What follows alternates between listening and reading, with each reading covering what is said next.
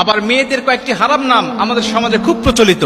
ইসলাম এই নামগুলোকে হারাম করেছে, অথচ এই নামগুলো আমরা খুব আগ্রহ করে রাখার চেষ্টা করি। এই নামগুলো যদি থাকে তাহলে আজকে চেঞ্জ করে ফেলবেন, কারণ ইসলাম হারাম করেছে। এর মধ্যে প্রথম নম্বর রয়েছে রিয়া। রিয়া মানে হলো লোক দেখানো। এই রিয়া যদি কোনো মানুষের ইবাদতের মধ্যে থাকে, ওটা ইবাদতই নষ্ট হয়ে যায়। রিয়া শব্দের আরেকটি অর্থ হলো অহংকার, অহনিকা।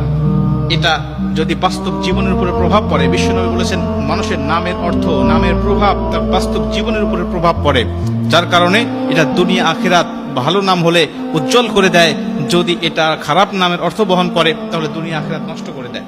এই জন্য অর্থবোধক নাম আমাদের রাখতে হবে। রিয়া নাম এটা রাখা যাবে না। দ্বিতীয় নম্বর হলো আসিফা। আসিফা নামের অর্থ হলো সে আফসোসকারী নারী। আফসোসকারী নারী বা হতাশাময় নারী। আফসোসকারী এই অর্থ যদি তার বাস্তব জীবনের উপর প্রভাব পড়ে, সারা জীবন তার আফসোস করতে যাবে, হতাশাময় জীবন তার কাটবে। এজন্য আসিফা নামটা এটা রাখা যাবে না। 3 নম্বর যে নামটি রয়েছে সেটা হলো মান্তাসা। এটা বর্তমান সময়ে খুব জনপ্রিয় একটি নাম, মানুষেরা খুব আগ্রহ করে রাখে। আগ্রহ করে রাখার পিছনে একটি কারণ আছে, সেটা হলো এর আবিধানিক যে আরবি অর্থটা আছে এটা আমরা অনেকেই জানি না। গুগলে সার্চ দিয়ে আমরা অর্থ খুঁজি, অর্থ দিয়ে মান্তাসার অর্থ খুঁজতে গেলে গুগল বলবে এর অর্থ হলো যে সে হলো গুরুত্বপূর্ণ বা মূল্যবান, এর অর্থ আসবে গুগলে। কিন্তু প্রকৃত আরবি অক্ষর আল্লাহ পাক সূরা আল ইমরানের মধ্যে বলে দিয়েছে কত ইজ্জু মান্তাসা ওয়া তুযিল্লু মান্তাসা বিয়াদিকাল খায়র। এর আবিধানিক আরবি অর্থ হলো, এর অর্থ হলো যে তুমি যা ইচ্ছা তাই করো, তুমি যা ইচ্ছা তাই করো। আল্লাহ পাক বলেন আমি যাকে ইচ্ছা সম্মান দান করি, যাকে ইচ্ছা আমি আল্লাহ পাক ইচ্ছা দিয়ে দান করি। এজন্য আল্লাহ পাক বলছে কত ইজ্জু মান্তাসা ওয়া তুযিল্লু মান্তাসা। এই মান্তাসাটা আমরা এটাকে ব্যবহার করি খুব ভাবি যে আরবি কোরআনের মধ্যে আছে নামটা, কোরআনে থাকলেই যেটা ব্যবহার করতে হবে বিষয়টা এমন নয়। কোরআনে খিনজিরের কথাও রয়েছে, এটা তো মানুষ ইচ্ছা করে এই নামগুলো রাখবে না। অতএব অর্থটা কোনটা হয় এটা আমাদের খেয়াল রাখতে হবে। 4 নম্বরে যে নামটি রাখতে আমাদের সমাজে দেখা যায় খুব, সেটা হলো মাসুমা।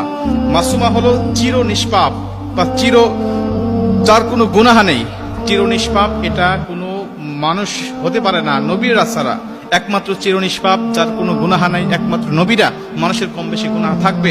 অতএব এই নামের অর্থের দিক বিবেচনা করে উলামা একরামগণ, মুফাসসির, মুহাদ্দিসগণ বলেন যে এই নামটিও রাখা যাবে না। 5 নম্বরে যে নামটি সেটা হলো মারিদা বা মারিদা। এই মারিদা শব্দের অর্থ হলো অসুস্থ, অসুস্থ, রোগা। সে সবসময় অসুস্থ হয়েই থাকে, এরকম একটি অর্থ বহন করে। অতএব এর অর্থের প্রভাবটাও যদি মানুষের জীবনের উপরে পড়ে তাহলে সে সবসময় অসুস্থ হওয়ার সম্ভাবনাই বেশি থাকবে। নবীজি বলছে নামের অর্থ, এর প্রভাব মানুষের উপরে পড়ে। 6 নম্বরে আরেকটি নাম সেটা হলো সাহেরা। সাহেরা এই নামটিও অনেকের দেখা যায়। অনেকে বলেন যে ইব্রাহিম আলাইহিস সালাতু ওয়াস সালামের স্ত্রীর নাম ছিল সাহেরা।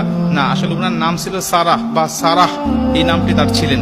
অতএব সাহেরা অর্থ হলো জাদুগ্রস্ত নারী, যে জাদু করে এমন নারী।